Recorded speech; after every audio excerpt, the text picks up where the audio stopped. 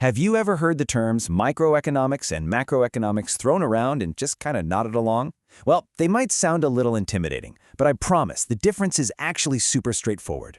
By the end of this, it's all going to make perfect sense. Let's get into it. So, let's just start with a really simple question.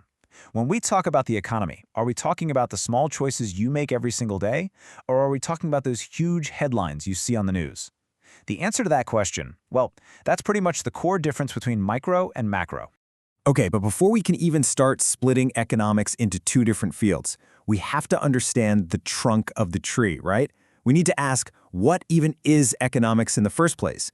At its heart, economics is really just the science of choice. I mean, think about it. We all have limited resources, things like time, money, and materials. But our wants and needs, they're basically endless. Economics is simply the study of how all of us, from you and me to entire governments, make decisions when we can't have everything. All right, now we can get into our first branch. Let's start with the close-up view of the economy, which is microeconomics. And that name makes sense. The word micro literally comes from a Greek word that means small. So what exactly are these small individual units? Well, we're talking about individual consumers, like you and me, single businesses or firms, and even specific markets, like the market for smartphones. It's like putting the economy under a microscope. And you know what's so interesting about these questions? They feel really personal, don't they? Microeconomics deals with the nuts and bolts of our daily economic lives. It's all about the price of your groceries, your own budgeting decisions, and how a local business decides what to charge. To make this super clear, let's use a real-world example pretty much all of us can relate to, that wonderful morning cup of coffee. This is microeconomics in action right here. Every single one of these points, from the cost of the coffee beans, to how the cafe owner sets the price, to how that other coffee shop down the street affects their business, it all comes down to individual decisions in a specific market. Okay, so we've been looking through the microscope. Now let's zoom all the way out and get that bird's eye view. This is where macroeconomics comes in. So instead of looking at individual people or single companies, macroeconomics steps way back and looks at the entire economy of a country. It deals with huge, large-scale issues like national income, overall unemployment levels, and economic growth for the whole nation. And you can immediately feel the difference in scale here, can't you? These questions are massive. They're about the overall health and performance of an entire country's economy. They affect everybody, but from a much, much higher level. So if the coffee shop was our perfect micro example, then a great macro example is something you probably see every single day, the headlines on the evening news. These headlines, they are pure macroeconomics. They're reporting on the big picture issues, the aggregate performance of the economy. So whenever you hear about things like GDP, inflation, or what the central bank is doing, you are deep in the world of macro.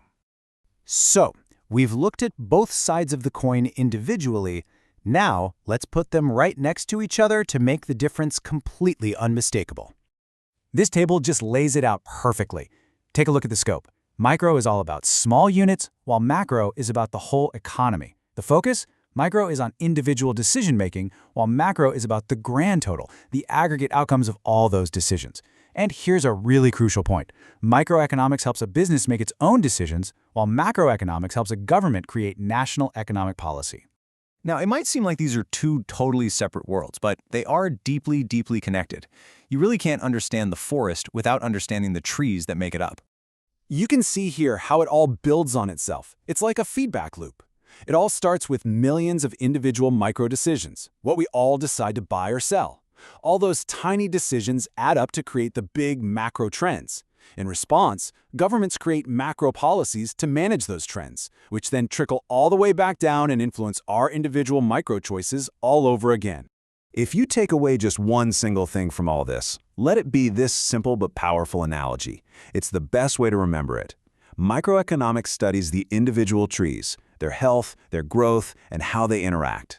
Macroeconomics pulls the camera all the way back to look at the health of the entire forest.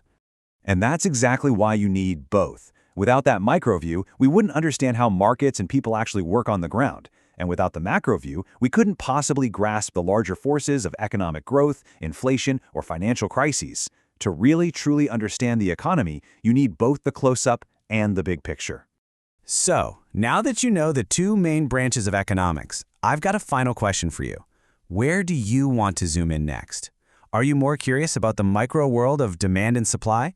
Or do you want to stick with the big picture and talk about macro topics like inflation and GDP? Thanks so much for watching.